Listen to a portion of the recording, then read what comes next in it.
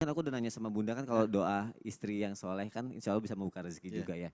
Kalau anak nih aku kan punya anak satu laki-laki, Heeh. satu perempuan. Tapi ada yang bilang sama aku gini, kamu tuh harus lebih mengutamakan yang perempuan katanya Hmm. dibanding yang laki-laki karena biar rezekinya semakin berlimpah. Emang bener kayak gitu? Nah itu dia kita harus jelasin nih Nah sekarang. aku mohon penjelasannya Ustaz Ahmad Siap, Ridwan ya, siap. silakan. Jadi Bismillahirrahmanirrahim. Ada sebuah hadis dari Rasulullah SAW. Man ala jariyatain.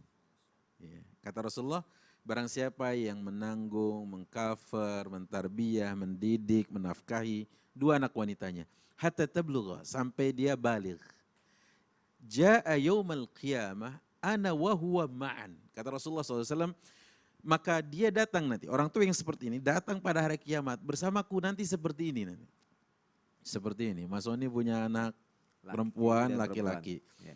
Yang punya dua anak perempuan, berarti tadi dua, Dua. saya doain satu lagi insya Allah anak perempuan, amin. Amin Gitu ya ya. Allah. Kan dua gitu ya. Nah dalam riwayat yang lain disebutkan man kana lahu thalasu banat, barang siapa yang punya tiga anak perempuan. Nah. Doain lagi kan nih?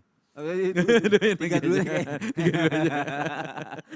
Ini banyak doa nih pagi. Iya, ini. iya. Nah, maka di sana Rasulullah SAW mengatakan adalah kanalahu hijaban minan nar. Baginya adalah hijab dari api neraka. Rizki apa yang paling besar bagi seorang muslim? Saya tanya, rizki apa yang paling besar kecuali dia dimasukkan di surga, kemudian dijauhkan dari neraka? Ada? Apa? Ada, itu Nggak lebih ada ya, besar. surga Kalaupun itu paling ada, besar itu ya. menjadi password untuk melihat wajah Allah di akhirat. Nah, tapi apakah benar rizki seorang anak perempuan itu jauh lebih besar? Gitu loh. Terus kemudian bagaimana seorang anak nantinya harus didahulukan yang perempuan ketimbang laki-laki? Mungkin ada benarnya dalam tanda kutip. Apa yang saya katakan benar? Misalkan dalam proses pembagian apa namanya waris contohnya. Ya. Pembagian waris anak perempuan nanti akan lebih didahulukan. Dalam arti lianna hunna ashabal furud, karena mereka semua adalah pemilik angka-angka dan prosentase. Laki-laki ntar dulu lu belakangan gitu kalau kata orang Betawinya. Anda belakangan nanti gitu. Nah, kemudian kalau untuk nafkah rizki biasanya perempuan bagaimana? Ya perempuan dia sampai balik orang tuanya masih harus mengcovernya. Tapi laki-laki biasanya sudah bisa mandiri dia. Misalkan tatkala Allah Subhanahu wa taala mengatakan kisah Ismail dalam Al-Qur'an, falamma balagha ma'ahu sa'i. Itu Nabi Ismail katanya usianya disebutkan oleh Ibnu Katsir 12 tahun, sudah bisa as-sa'i, as-sa'i itu al-kasb, bisa mendapatkan rizki, bisa berkreasi, itu dia.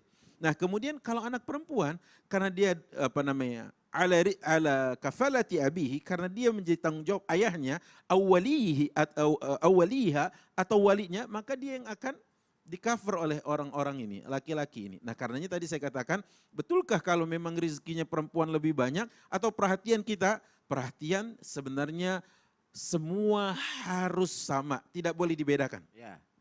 Datang seorang yang bernama Bashir, ayah dari Nu'man, kepada Rasulullah SAW. Dia katakan dia punya 9 anak.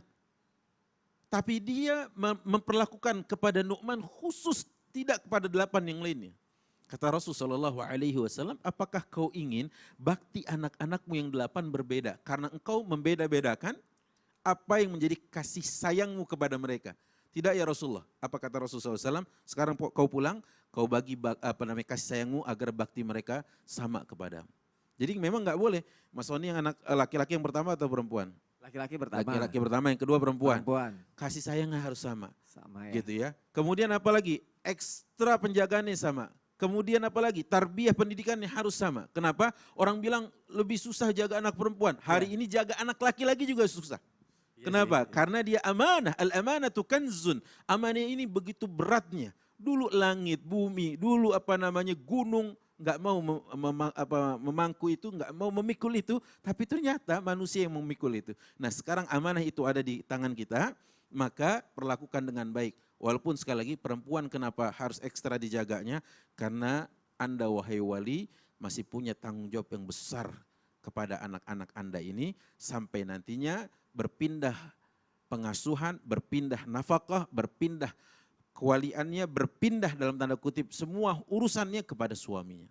Jadi nggak ada yang harus lebih diutamakan yang mana gitu ya. Enggak, Takutnya semuanya. gara-gara ini jadi aduh perempuan aja biar rezeki aku jadi makin berlimpah gitu Enggak, gitu. semuanya anak-anak menjadi jalan rezeki kita di dunia dan di akhirat. Masya Gitu dia. Allah, terima kasih guruku, Siap, Masya Allah. Tadi kan Ustadz Ahmad Ridwan bilang kalau misalkan rezeki yang terbaik ya jamaah adalah ketika kita masuk ke dalam surganya Allah ya.